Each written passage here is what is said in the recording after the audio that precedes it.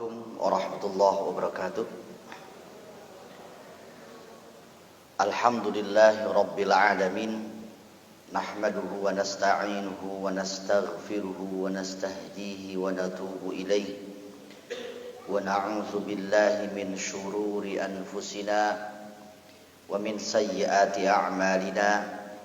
May yahdihillahu fahuwal muhtadi ومن يضلل فلن تجد له وليا مرشدا أشهد أن لا إله إلا الله وأشهد أن محمدا عبده ورسوله الذي لا نبي ولا رسول بعده اللهم صل وسلم وبارك على محمد وعلى آله وأصحابه ومن تبعهم بإحسان إلى يوم الدين Allahumma la sahla illa ma ja'altahu sahla wa anta taj'alul hazna idza syi'ta sahla. Wa ba'd. Ikhwati iman rahimakumullah, alhamdulillah bersyukur atas nikmat Allah Subhanahu wa taala. Pada kesempatan sore ini kembali Allah memberikan hidayatut taufik, menggerakkan hati kita untuk bisa melaksanakan salah satu syariat, yaitu syariat thalabul ilmi dan silaturahmi. Insyaallah pada kesempatan sore ini melanjutkan kajian kitab Minhajul Muslim, membahas tentang akhlak mulia, yaitu sifat rahmah, kasih sayang. Rahmah ini bahasa Arab rahmatun, kemudian nanti menjadi sifat Allah Subhanahu wa taala yang kemudian melahirkan dua nama yang baik bagi Allah, Ar-Rahman dan Ar-Rahim.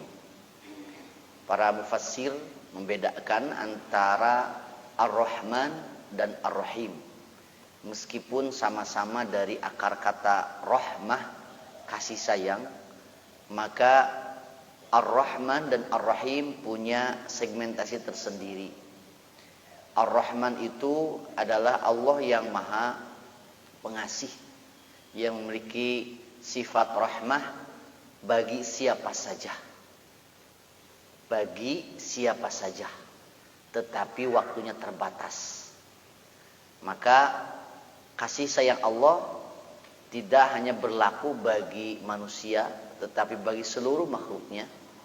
Jika manusia itu minhum man amana wa minhum man kafar, ada yang beriman dan ada yang kufur, maka Ar-Rahman Allah itu berlaku kasih sayangnya untuk yang iman juga yang kufur, bagi kaum mukminin juga bagi kafirin.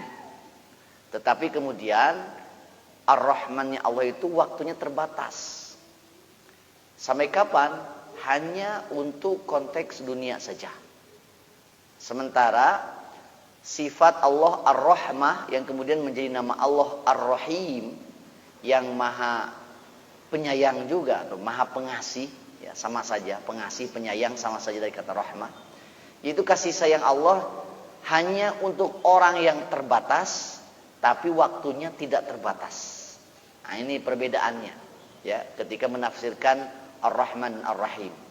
Ar-Rahman untuk siapa saja tanpa batas, tapi waktunya terbatas, hanya di dunia saja. Ar-Rahim untuk orang-orang yang terbatas, tapi waktunya tidak terbatas. Setelah dunia, nanti rahmat Allah di barzakh, rahmat Allah di mahsyar akan diberikan. Untuk siapa? Hanya untuk kaum mukminin saja. Ternyata ini juga menjadi sifat yang harus dimiliki oleh seorang muslim, oleh hamba Allah yang bertakwa. Ya, bagi kita apa? Memiliki sifat rahmah. Kata Syekh Al-Jazairi di dalam kitab Minhajul Muslim mengawali bahasannya tentang fi khuluqir rahmah, beliau mengatakan al-muslimu rahimun war rahmatu khuluqun min akhlaqihi.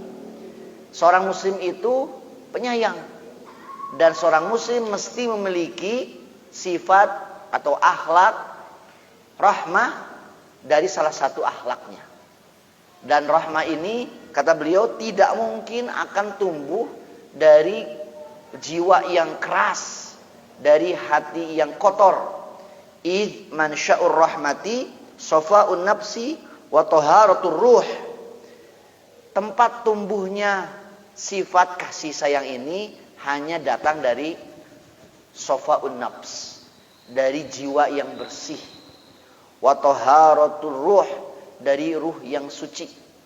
Jadi kan kita sudah berkali-kali berulang-ulang mengatakan bedanya adab dengan akhlak itu adalah kalau adab sesuatu yang bisa diakses oleh indera kita. Nah, orang beradab kalau bicaranya sopan santun. Orang beradab ketika duduknya juga sopan dan santun. Dan lain sebagainya. Adab itu bisa diakses. Tapi kalau akhlak itu adalah kondisi jiwa. Nah, rahmat ini adalah muncul dari kondisi jiwanya. Jadi bukan dari apa yang diperlihatkannya. Tentu apa yang diperlihatkannya itu adalah bentuk real dari kondisi jiwanya atau kondisi hatinya. Nah, ikhwatul iman rahimakumullah, seorang muslim ketika memiliki sifat kasih sayangnya kepada siapa? Kepada siapapun. Ya, kepada siapapun. Bukan hanya kepada sesama muslim saja. Rahmahnya itu berlaku untuk semua manusia. Ya, kalau kita berbicara tentang ukhuwah, ya, persaudaraan, di sana kan ada ukhuwah Islamiyah atau ukhuwah imaniyah. Innamal mu'minuna ikhwah. Sesungguhnya orang-orang yang beriman itu bersaudara, maka persaudaraan di antara kaum mukmin itu diikat dengan ukhuwah imaniyah. Mungkin kalau dari ayat ini seharusnya bahasanya ukhuwah imaniyah. Tetapi kemudian ya karena iman itu direfleksikan oleh seorang muslim, maka muncul istilah ukhuwah islamiyah. Terikat dengan ideologi keyakinan yang sama, ya akidah yang sama, konsep ibadah yang sama, maka muncul ukhuwah imaniyah atau ukhuwah islamiyah.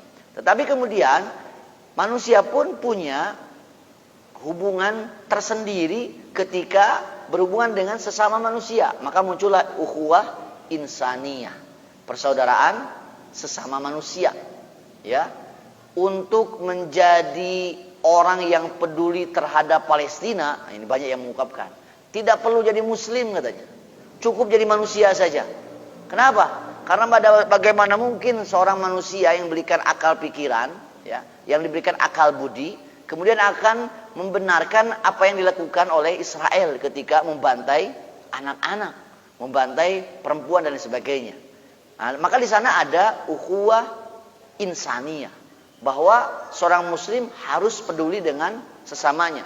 Maka jika ada yang kena musibah dari kalangan manusia meskipun dia bukan muslim, seorang mukmin, seorang muslim harus peduli terhadap kondisi saudara sejenisnya, ya, sesama manusia. Itu ukhuwah insaniyah. Dulu kita pernah membahas tentang al-adab ma'al kuffar, adab terhadap orang kafir, ya kan? Orang kafir itu memangnya harus disikapi dengan keras. Oh iya, kan di dalam Al-Quran 2 dikatakan Muhammadur Rasulullah walladzina amanu ma'ahu asyidda'u 'alal kuffar ruhama'u bainahum. Al-Fatih ayat 29. Muhammad Rasulullah dan orang-orang yang bersamanya itu keras terhadap orang kafir dan lemah lembut terhadap di antara mereka, terhadap sama muslim. Apakah keras itu ketika bertemu harus dengan bahasa kasar gitu? Ketika bermuamalah jual beli gak apa-apa ditipu juga, gak apa-apa menerapkan riba juga kepada mereka. Nanti kita akan menemukan ada konsep yang cukup berbeda secara signifikan. Yahudi misalnya, di Yahudi itu riba haram, tapi itu hanya berlaku bagi sesama Yahudi. Kalau kepada orang luar Yahudi itu membolehkan bahkan menganjurkan untuk riba. Kalau dalam Islam, riba itu haram bagi sesama muslim, haram pula bagi orang kafir, tidak boleh. Nah, ini bedanya.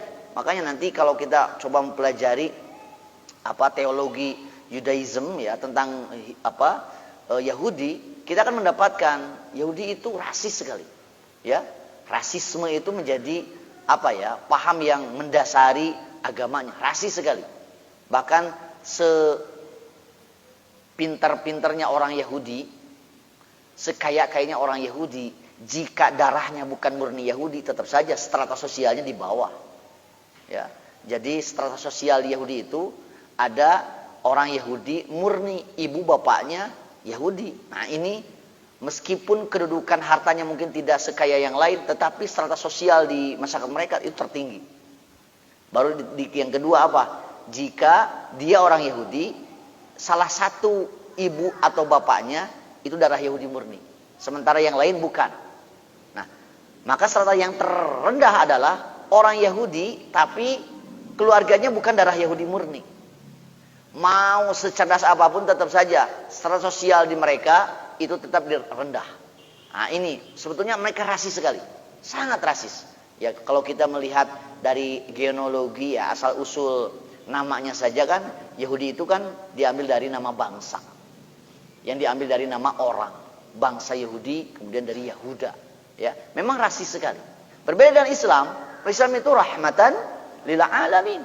Ya, wa ma arsalnaka illa rahmatan lil alamin, dan tidaklah kami mengutus engkau Muhammad kecuali menjadi rahmat.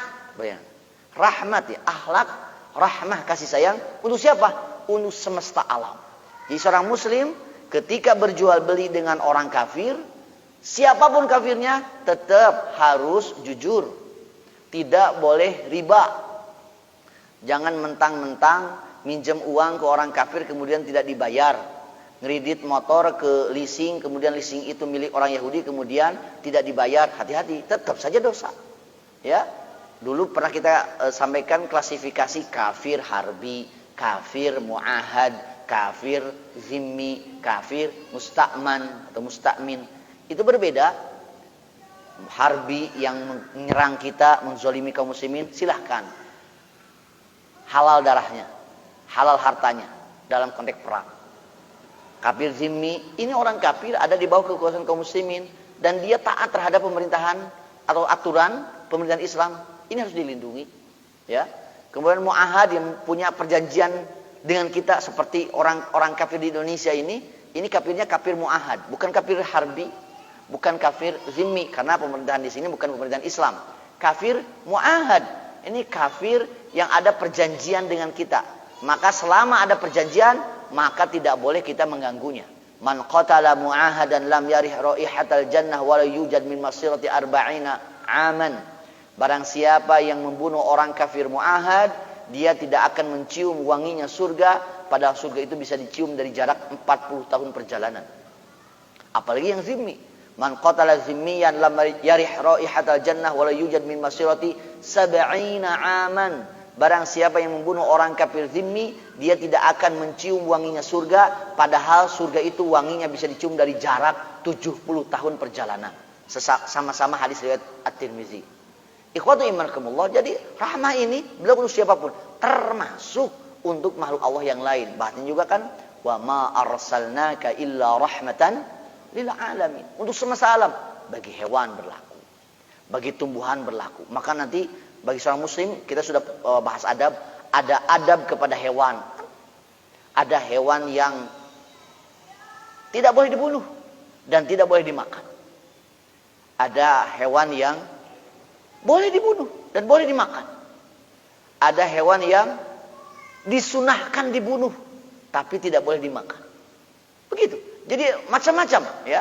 Macam-macam apa adab itu terhadap hewan. Begitu pun dengan apa tumbuhan. Ada tumbuhan kecil, ada tumbuhan besar. Man qata sidratan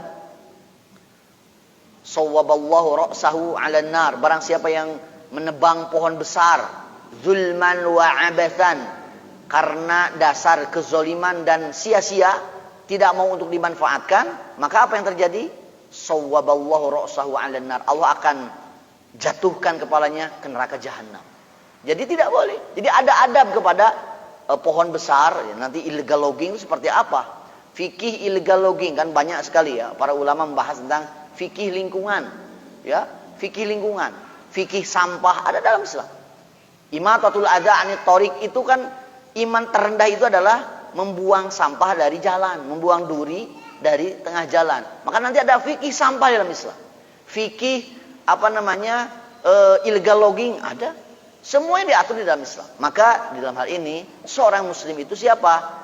dia beriman, dia bersabar dan berkasih sayang, punya sifat rahmah. Ini dibarengkan dengan iman, sabar dan kasih sayang. Sabar sudah kita bahas ya. Di dalam Al-Qur'an surat Al-Balad ayat ke-17 dan ayat ke-18 Allah mengatakan a'udzubillahi minasyaitonirrajim tsumma kana minal ladzina amanu wa tawassaw bis sabri wa tawassaw bil marhamah. Kemudian bukti keadaan dia siapa? Seorang muslim itu adalah bagian dari orang yang beriman, orang yang selalu berwasiat dengan kesabaran dan berwasiat dengan kasih sayang.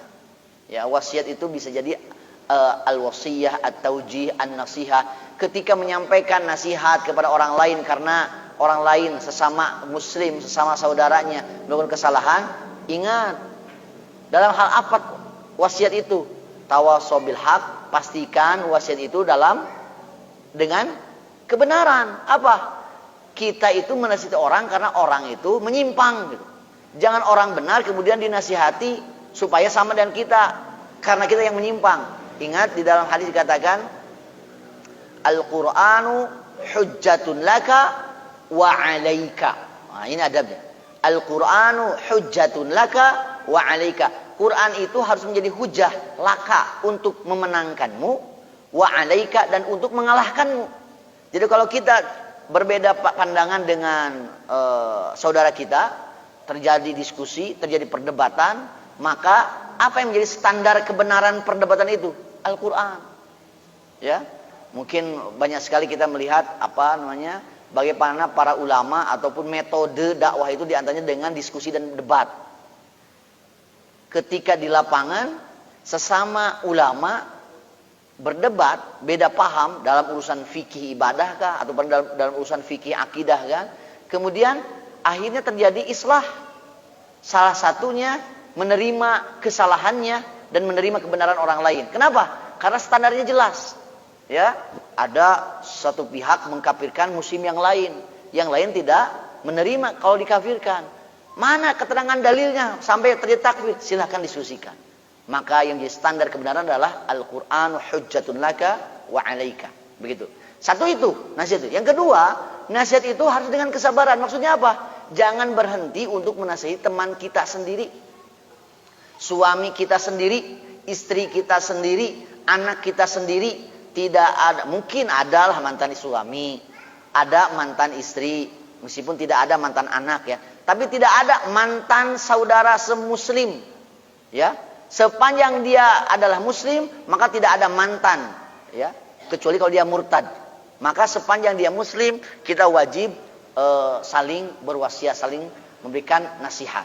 Shadiquka man sadaqaka la man saddaqaka. Nah, ini bukan hadis, ini peribahasa Arab ya. Shadiquka, teman sejatimu adalah man sadaqaka, orang yang jujur kepadamu. Kalau kamu benar, dia benarkan dan dia dukung. Tapi kalau kamu salah, dia akan menasihatimu. Inilah teman sejati. Suami sejati itu kalau istri benar didukung, dibenarkan. Kalau istri salah, ya diluruskan.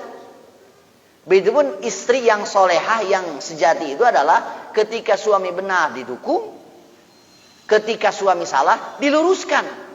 Tetapi kemudian proses ini harus terjadi tawassaw bis sabr. Sabar itu apa? Senantiasa bertahan untuk melakukannya. Sabar itu kan dalam ketaatan, dalam menghadapi maksiat. Kemudian yang ketiga, watawassaw bil marhamah. Pastikan ketika saling menasihati itu dengan kasih sayang. Al-marhamah. Bagaimana al-marhamah itu? Ada posisi kasih sayang itu datangnya dari niat yang baik dan cara yang baik. Di dalam hadis itu kan pernah terjadi peristiwa apa? Nabi Muhammad dan para sahabat sedang ada di masjid. Tiba-tiba ada orang Arab gunung datang ke masjid. Apa? Kencing coba. Kencing di masjid. Di pinggir masjid, di dalam masjid. Maka para sahabat, termasuk di sana ada Umar, semuanya marah, ya, memperlihatkan wajah marahnya dan kemudian memperlihatkan sikap marahnya. Tetapi Nabi Muhammad SAW mengatakan, sudah, biarkan saja. Orang Arab gunung ini melihat para sahabat itu marah begitu ya, wajahnya emosi. Tapi Nabi Muhammad, sudah, biarkan saja. Biarkan dia menyelesaikan kencingnya. Ambil saja oleh kalian air 1 ember. Bawalah air 1 ember. Setelah beres, Nabi Muhammad tidak dulu bicara. Menyuruh para sahabat, silahkan siramkan air itu ke tempat dia kencing.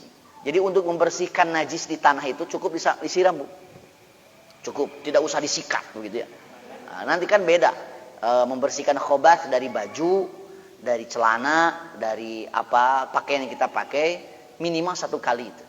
Kalau ibu yakin, bapak yakin 1 kali sudah bersih, ya sudah. Kalau tidak yakin 2 kali. Tidak yakin 3 kali. Tidak ada batasannya. Cuman minimalnya 1 kali. Tapi kalau dijilat oleh anjing, ulughul kalbi, jilatan anjing itu menjilat pakaian atau piring atau ina ya, wadah-wadah bejana-bejana yang kita miliki, maka nyucinya harus 7 kali. Nyucinya harus 7 kali. Ulahunna biturab atau akhiruhunna biturab. Awal atau akhirnya dengan tanah. Itu beda, najis mughalladhah namanya. Tapi kalau najis yang lain minimal 1 kali. Kalau tidak yakin terus. Nah, untuk di air cukup disiramkan saja.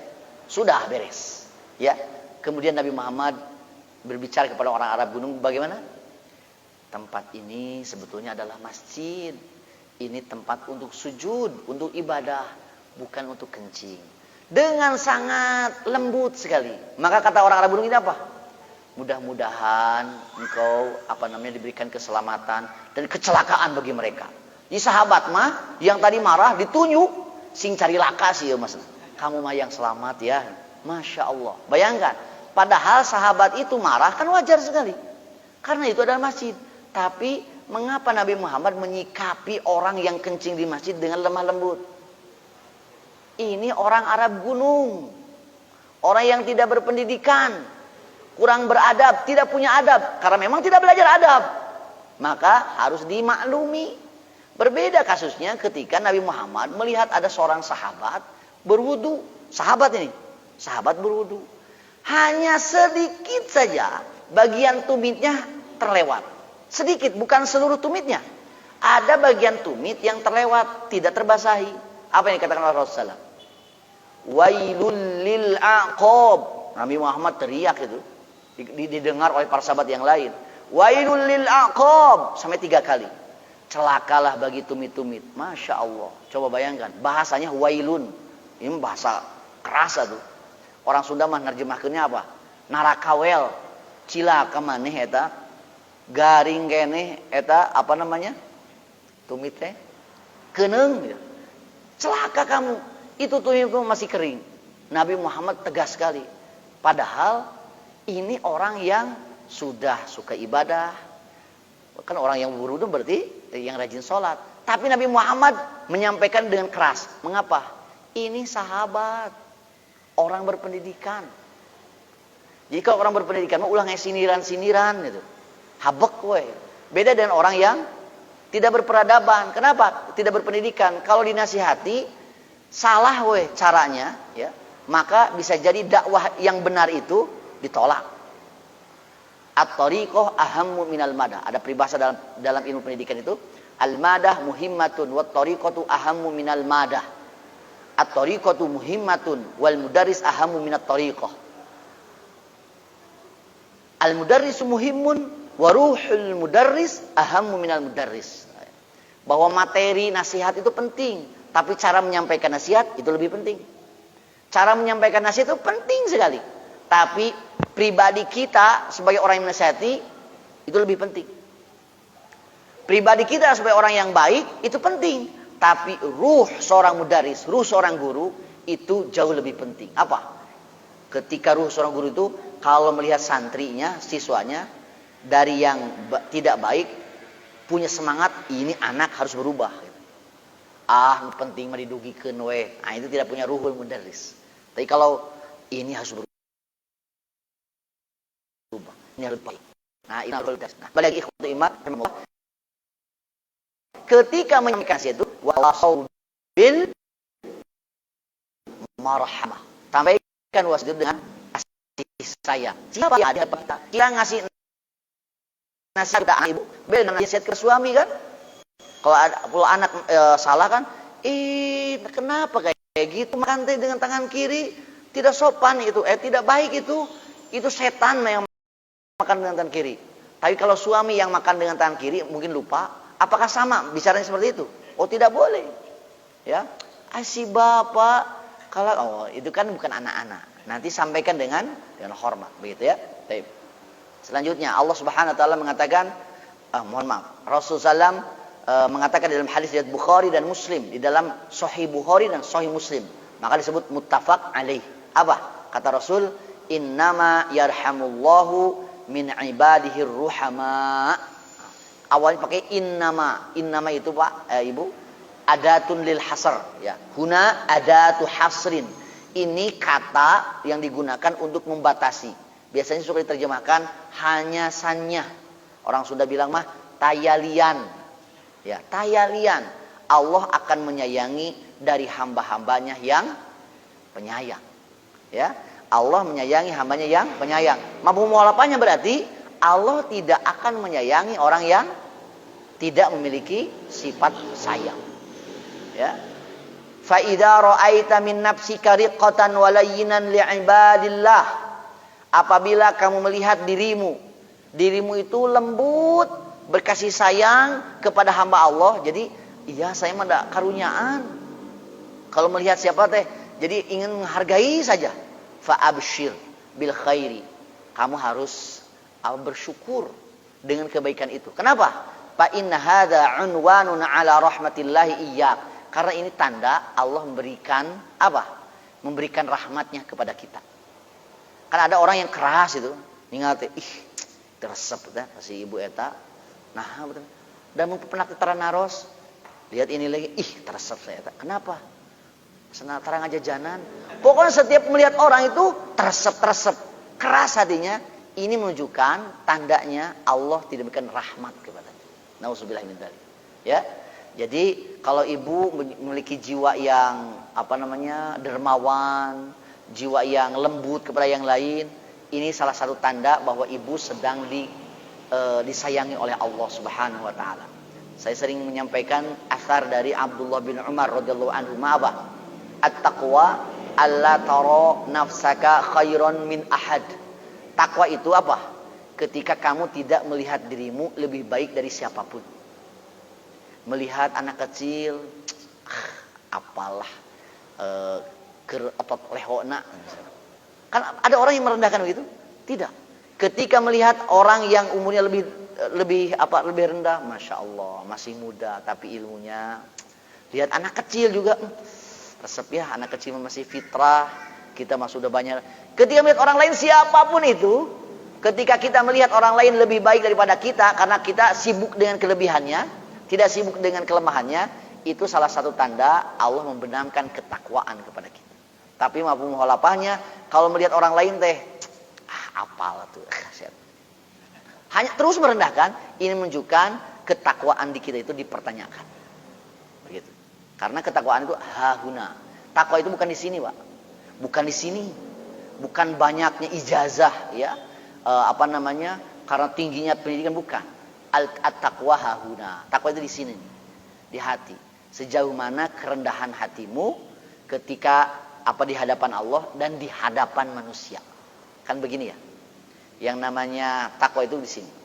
Vertikal ke atas dan horizontal ke sesama manusia dan sesama makhluk Allah.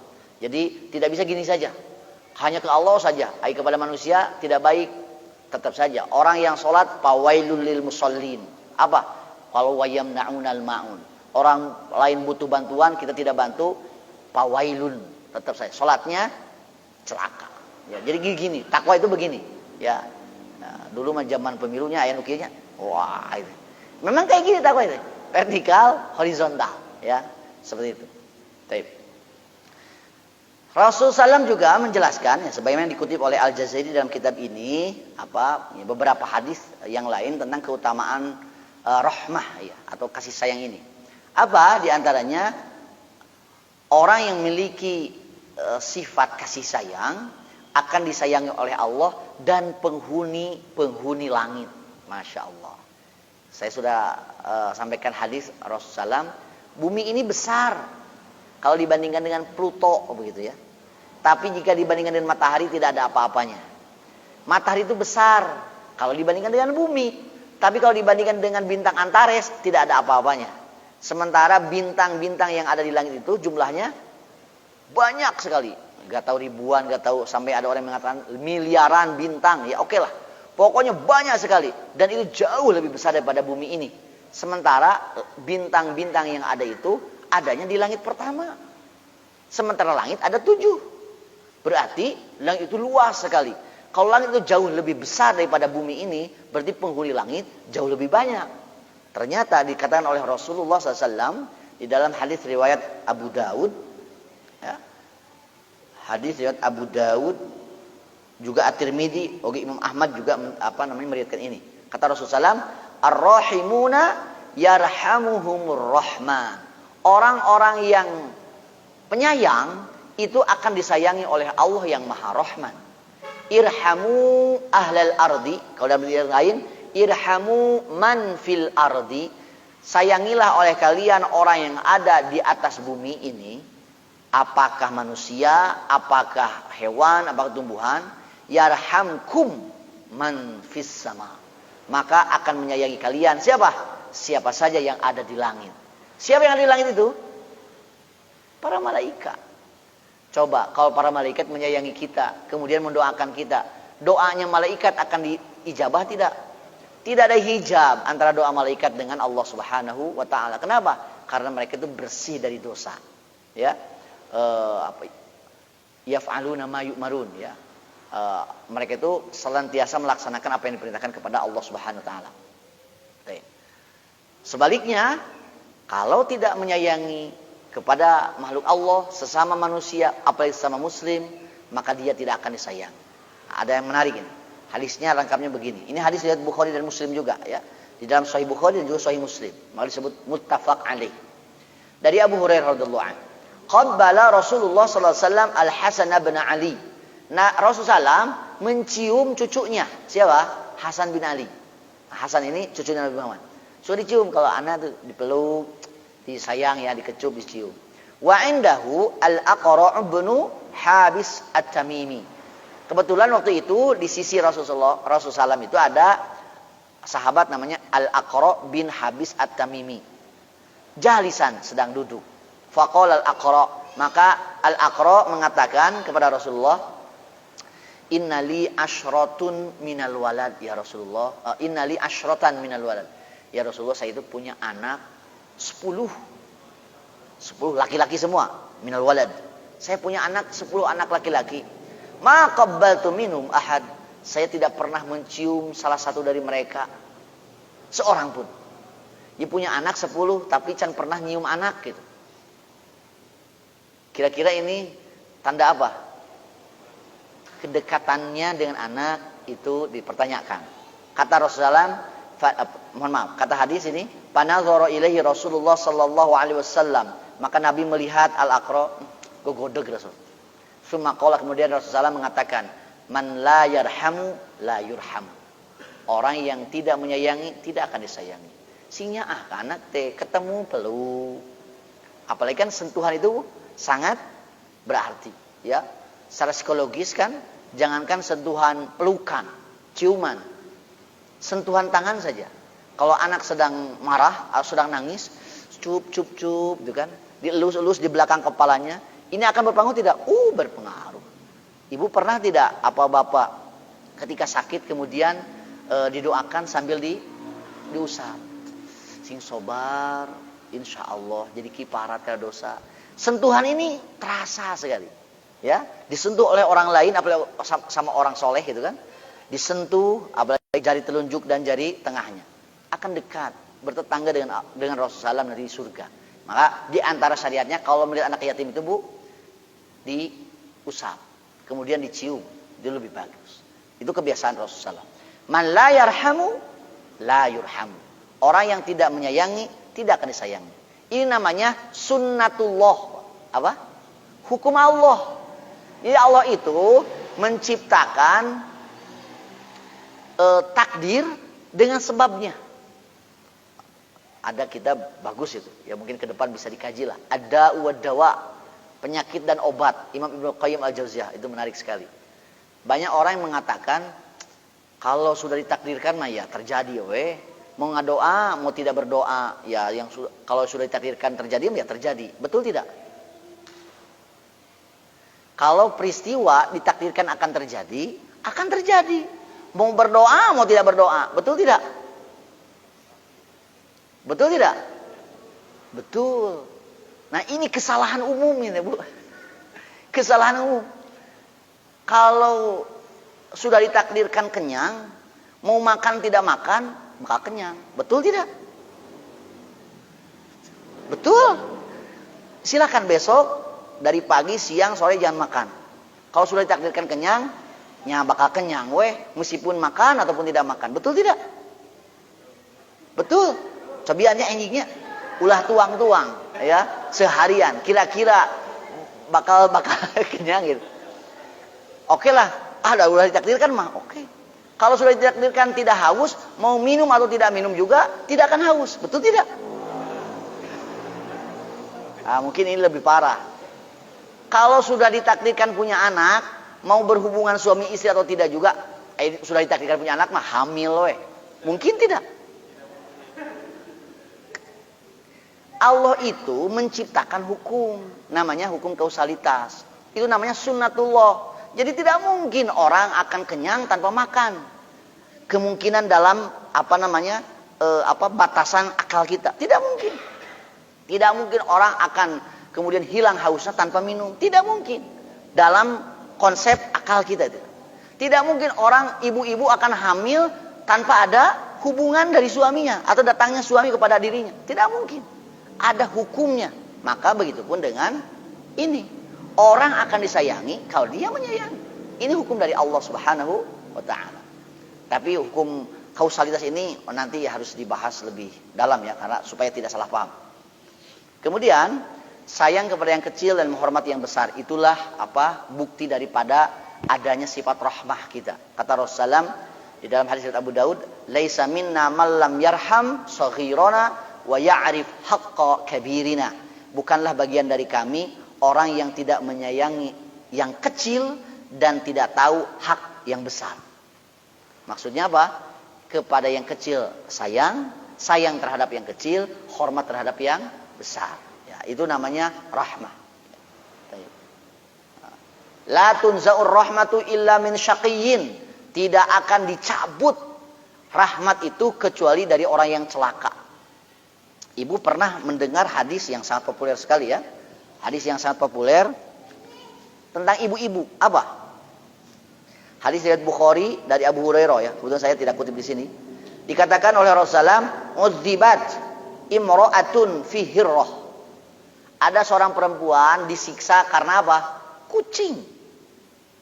Habasatha hatta matat ju'an, fadakhalat fiha an-nar. Perempuan ini ngerem kucing sampai mati. Maka perempuan ini karena perbuatannya itu masuk neraka. Nauzubillah min dzalik. Wa qila laha, dan dikatakan kepada perempuan ini, la anti at'amtiha wala saqaitaha wala saqaitiha hina habastiha wala anti arsaltiha fa akalat min khosyashil ardi. Nanti dikatakan di hari kiamat, kamu ini tidak ngasih makan, kamu ini tidak juga memberikan minum ketika kamu menahannya ya.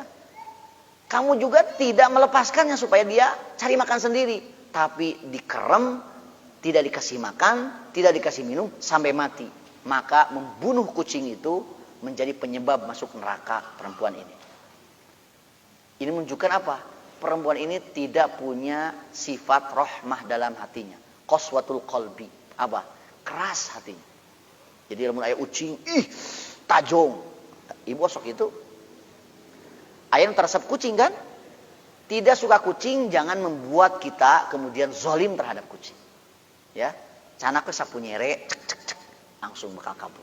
Kalau sampai ada kucing yuk hapok gitu kan, tidak boleh. Kucing itu kata Rasulullah SAW adalah hewan yang ada di sekitar kita. Jilatannya saja suci, tidak najis. Abu Darda itu ketika sedang bertamu di salah seorang rumah sahabat, kemudian ada kucing.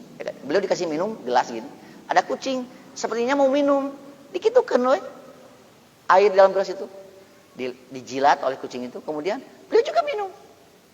Ini menunjukkan kucing itu jilatannya saja suci, tidak najis maksudnya.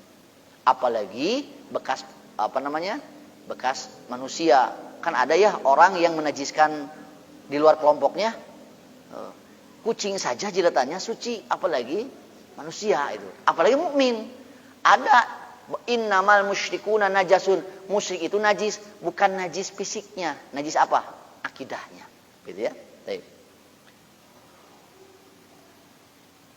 Kasih sayang itu ciri utama seorang mukmin. Kata Rasulullah dalam hadis Muslim, "Matsalul mu'minina fi tawaddihim wa tarahimihim wa ta'atufihim mithlul jasad." Perumpamaan kaum mukminin dalam cinta mereka, kasih sayang mereka, kedekatan mereka itu seperti jasad, organ. Ya makanya manusia suka berorganisasi. Kenapa disebut organisasi? Karena dari organ. Organ itu apa? Idza ishtaka minhu 'udwun, apabila salah satu anggota tubuhnya sakit, mengeluh sakit, tada'ala sairul jasad bisahar wal humma, maka tubuh yang lain akan merasakan susah tidur dan juga panas dingin, kira-kira begitu. Ya. Lamun cingir we kacepet ku panto, krekek sampai ke gimana? Mata seperti apa? Nangis itu. Ini panas dingin. Terus sampai malam tidak bisa tidur. Itulah ketika perumpamaan mukmin itu ada saudaranya yang sakit, dia juga ikut bersimpati, bahkan berempati, bahkan menengoknya, bahkan membiayainya, bahkan mendoakannya, ya minimal mendoakannya. Itu luar biasa. Dan harus ingat Pak, da'watul mar'il muslimi li akhihi min zahril ghaibi mustajabatun. Doanya seorang muslim kepada saudaranya tanpa diketahui oleh saudaranya, maka doanya akan diijabah. Jadi kalau mendoakan teman, orang tua, anak, suami, istri, tekeng di beja-beja. Boga anak teh kieu ngapoe didoakeun, jangan. Lamun di beja-beja bisa teu mustajab gitu. Ya, tapi yang ikhlas saja. Karena mendoakan seorang muslim tanpa diketahui oleh dirinya mustajabatun, itu akan diijabah. Ini gambaran Rasulullah SAW ya. Beliau punya kasih sayang yang sangat luar biasa. Ini mah di antara kasus yang dikutip oleh Al-Jazairi. Dari Anas bin Malik dikatakan oleh beliau bahwa Rasulullah SAW dakhala ala ibnihi Ibrahim. Beliau datang menemui anaknya Ibrahim. Kebetulan kalau di sini di dalam kitab ada tambahannya.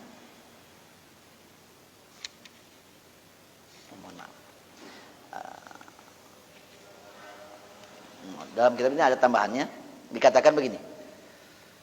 Dakhol nama Rasulullah sallallahu alaihi wasallam ala Abi Saif Al-Qain. Nabi Muhammad mengunjungi Abu Saif Al-Qain. Abu Saif Al-Qain ini adalah suami dari istri yang menjadi ibu penyusuan Ibrahim. Ibrahim itu putranya Nabi Muhammad yang ketujuh. Ya, putra Nabi Muhammad ada berapa Bu? Ada 7. Ya, ini anak yang ketujuh. Wa kana zi'ran li Ibrahim alaihissalam. Abu Saib ini adalah suami dari istri yang mengurus Ibrahim, yang menyusui Ibrahim. Fa akhadha Rasulullah SAW Ibrahim faqabbalahu wa syammahu. Maka Nabi Muhammad mengambil Ibrahim yang masih kecil kan? Wafat itu dalam usia 8 bulan kalau tidak salah. Ibrahim dibawa, kebetulan Ibrahim waktu itu sakit. Ya, jadi Nabi Muhammad menengok anaknya yang sedang disusui oleh istrinya Abu Saib. Kemudian diambil faqabbalahu wasyammahu, dicium, dipeluk oleh Nabi Muhammad SAW. Tsumma dakhalna alaihi ba'da dzalika. Kemudian ya diberikan lagi. Setelah itu Nabi Muhammad masuk lagi. Ketika masuk lagi, wa Ibrahim yajuru binafsihi. Ibrahim putranya menghembuskan napas terakhir, wafat. Ya. Ketika wafat, faja'alat aina Rasulillah tadriban. Waktu itu Nabi Muhammad menangis. Kedua matanya mengeluarkan air mata. Faqala lahu Abdurrahman bin Auf. Abdurrahman bin Auf waktu itu merasa heran. Kenapa? Kan Rasulullah melarang nangis. Maka kata Abdurrahman bin Auf, wa anta ya Rasulullah, wahai Rasulullah, mengapa engkau wahai Rasulullah nangis? Kan selama ini kalau ada yang wafat, Rasul menyuruh tidak boleh nangis. Ya, tidak boleh niyahah. Ya, niyahah apa? Meratap. Nangis sampai bersuara sampai ngagenggeik lah begitu ya, kira-kira. Faqala maka Nabi menjawab, ya Ibn Auf, innaha rahmah. Wahai Ibnu Auf, ini adalah kasih sayang dari Allah. Bapak ditinggalkan anaknya, bapaknya nangis, ini adalah rahmat dari Allah. Lamun kakak seserian, ini berarti azab ya. Ini ada masalah besar itu. Artinya nangis itu tidak apa-apa ibu. Ibu ditinggalkan anak, ditinggalkan suami, nangis, tidak apa-apa. Itu rahmat dari Allah. Ya, karena saking sayangnya. Tapi Rasul salam, bahkan di sini katakan summa atba'aha bi ukhra. Nabi Muhammad itu nangis lagi. Ya, mungkinlah kebayang lah nangisnya. Setelah itu Rasul salam diam sejenak, melihat lagi Ibrahim, nangis lagi. Dia bukan hanya satu kali, nangis lagi. Maka kata Nabi Muhammad, innal aina tadma'u wal qalba yahzanu wala naqulu illa ma yurdi rabbuna. Ya. Mata ini menangis, ini rahmat dari Allah. Hati sedih ketika ada keluarga yang wafat, ini rahmat dari Allah Subhanahu wa taala. Wala naqulu illa ma yurdi rabbuna, tapi ma yarda rabbuna. Tapi kita tidak boleh mengatakan kecuali apa yang Allah ridhoi. Jangan bicara macam-macam. Wa inna la li firaqika ya Ibrahim la mahzunun. Sungguhnya kami wahai Ibrahim dengan meninggalmu ini kami sangat sedih sekali. Jadi menangis itu tidak apa-apa, sedih tidak apa-apa, malah ini rahmat dari Allah. Tapi yang tidak boleh itu apa? Menangis berlebih-lebihan, namanya an-niyahah. Minimal apa? Minimal jangan teriak-teriak. Mohon maaf, minimal teriak-teriak. Ini pernah dialami oleh Usama bin Zaid. Ketika Ibrahim wafat, waktu itu ada Usama ikut nangis. Nabi Muhammad kan nangis. Abdurrahman bin Auf penanya, ya Rasulullah kenapa nangis? Ini rahmat dari Allah Ibnu Auf. Usama mah Ibrahim. Sampai kan, maka kata Nabi Muhammad, laisa hadza minni wa laisa li sa'ihin haqqun al-qalbu yahzan wal 'ainu tadma fala yudhibur rabb. Ini ungkapan kepada Usama. Usama, ini bukan ajaranku. Nangis sampai teriak-teriak. Tidak benar orang yang berteriak-teriak ketika ada keluarga yang wafat. Hati sedih, silahkan. Ini rahmat dari Allah. Mata ini menangis, silahkan. Ini rahmat dari Allah. Fala yughdibur rabb. Tapi jangan membuat Allah murka. Itu namanya niyahah. Ini yang tidak boleh. Nah, ada lagi. Satu lagi lah kasih sayang dari Rasulullah SAW. Ini gambaran Rasul sangat punya sifat rahmah. Dari Anas juga.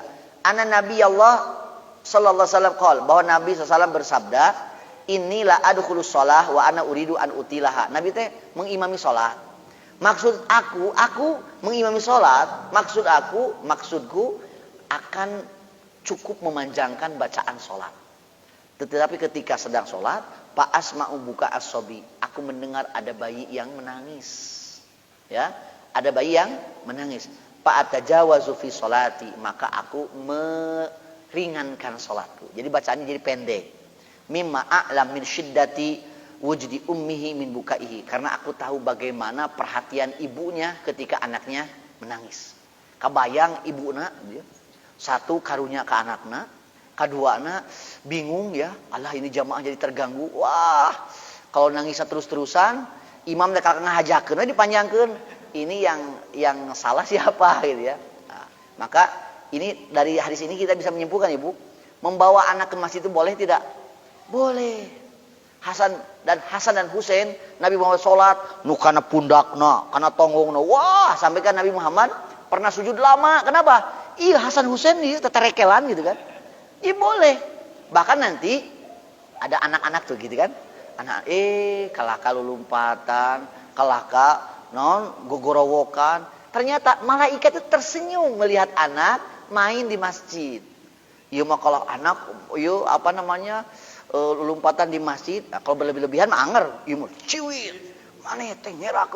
Tidak boleh. Justru malaikat tersenyum ketika anak di masjid ada lari-lari memperhatikan orang tuanya sholat. Gak apa-apa kalau bisa sambil diajari untuk ikut sholat, gitu ya. Wallahu taala alam. Ini kasih sayang dari Rasulullah sallallahu alaihi wasallam. Termasuk kepada hewan tadi sudah disampaikan. Bahkan ini mah seorang pemuda ya, kemudian seorang laki-laki dalam perjalanan ishtadda alaihil atash, sangat haus, maka dia menemukan ada sumur, masuk ke sumur tersebut, kemudian minum ya. Sumur zaman dulu membeda ya dengan sekarang. Masuk ke dalam, minum. Pas keluar, fa idza kalbun yalhath, ada anjing yang juga kehausan, sampai yalhath itu lidahnya menjulur kehausan, si perutnya juga kembung kempis gitu. Saking hausna, sampai dia ya'kulu thara, memakan tanah yang basah saking hausnya. Maka faqala rajul laqad balagha hadzal kalba minal atas mithl ladzi kana balagha minni. Ini anjing katanya haus seperti tadi aku haus. Akhirnya dia turun lagi ke sumur, kan susah ke sumur. Untuk urusan anjing saja dia turun ke sumur membawa air, kan tidak bawa siwur, tidak ada ember, yang digunakan adalah khufnya, sepatunya dikorbankan, diambil air pakai sepatu, dimasukin ke sepatu. Karena naik lagi ke atas, kan kalau dibawa dengan tangan susah. Dikatakan di sini, tidak disebutkan di sini. Sampai dia gigit dengan famala'a khufahu tsumma amsakahu bifihi, dia mengisi air sepatunya dengan air, tsumma amsakahu bifihi, kemudian menggigitnya dengan mulutnya, naik ke atas untuk ngasih makan minum anjing tersebut. Maka dikatakan fasyakarallahu lahu faghafara lahu, Allah berterima kasih kepada orang ini karena telah menolong anjing yang kehausan, maka Allah pun mengampuni dosa-dosanya. Subhanallah ya. Kata para sahabat, ya Rasulullah, wa innalana fil bahaim ala ajron. Ya Rasulullah, kalau kita menolong binatang bakal dapat pahala gitu. Faqala fi kulli dzati kabidin ratbah ajrun. Menolong siapa saja ya yang memiliki perut yang basah, maksudnya makhluk hidup apapun yang ditolong itu akan mendapatkan pahala jika kita menolongnya. Mau tumbuhan, mau hewan, apapun itu dari makhluk Allah akan mendapatkan pahala dari perbuatan baiknya tersebut. Wallahu ta'ala a'lam. Sekian yang bisa disampaikan, mohon maaf jika terlalu panjang. Mudah-mudahan Allah Subhanahu wa taala memberikan hidayah kepada kita untuk senantiasa memberikan sifat rahmah, kasih sayang. Ya, dan tandanya kalau kita senantiasa lemah lembut kepada orang lain itu. Kalau lemah lembut berarti Allah sedang menyayangi kita. Tapi kalau kita gampang emosi, gampang marah, nauzubillah ya, berarti Allah sedang memberikan bukan kasih sayang tapi sebaliknya dari itu. Nauzubillah min dzalik. Sekian dulu yang sementara yang disampaikan. Assalamualaikum warahmatullahi wabarakatuh.